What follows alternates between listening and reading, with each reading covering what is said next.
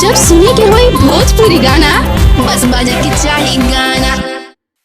कल्लू के गाना गाना गाना गाना बजा के भोजपुरी।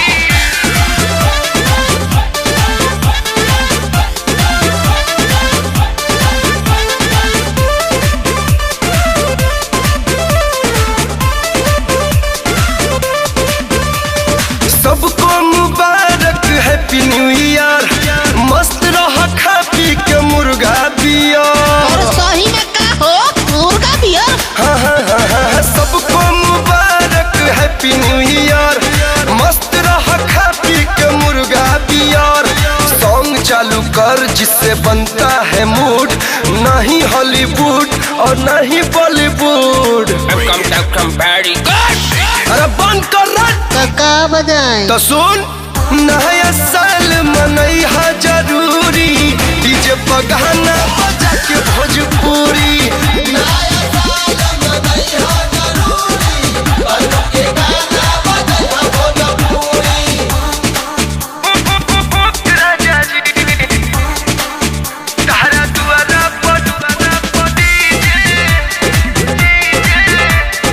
कमर हिला रे, अरे जिया।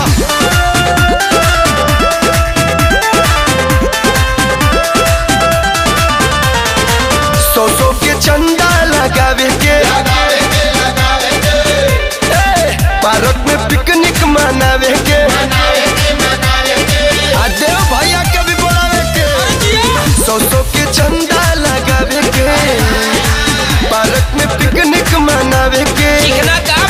मुर्गा आलिटी स्पेशल रहेगा, देसी पौवा का पैक बनेगा। आंसू बाबा धांसू व्यवस्था करेंगे, नियम से उनके सभे चलेंगे। करबे नौटंकी सुनाई, नया साल मनैहा जरूरी, डीजे पर गाना बजा के भोजपुरी।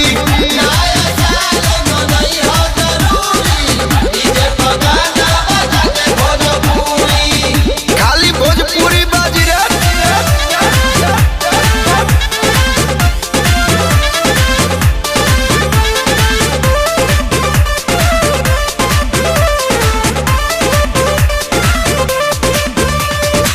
मस्ती मजाक पूरा नाइट होगा। पी पी के सब कोई टाइट होगा।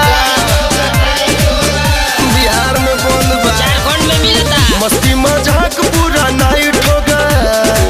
पीपा का सब कोई टाइट होगा। सब कोई गर्लफ्रेंड संग आई, लग जुर्माना जे सिंगल आई। कल्लू अजय बच्चन मचैहे धमाल, दिल से मुबारक सबे का नया साल। Happy new year. अब बजाओ रे, बजाओ दिल्ली कलकत्ता चाहे रही हम मंसूरी, नची हो गाना बजा के भोजपुरी। मनैहा जरूरी, डीजे पर गाना बजा के भोजपुरी। हम तो नया साल अपन फिल्म कल्लू के दुल्हनिया के सेट पर मनावतनी। रउआ लोग कहाँ मनावते हैं लोग, कमेंट बॉक्स में जरूर बताइए। Happy new year.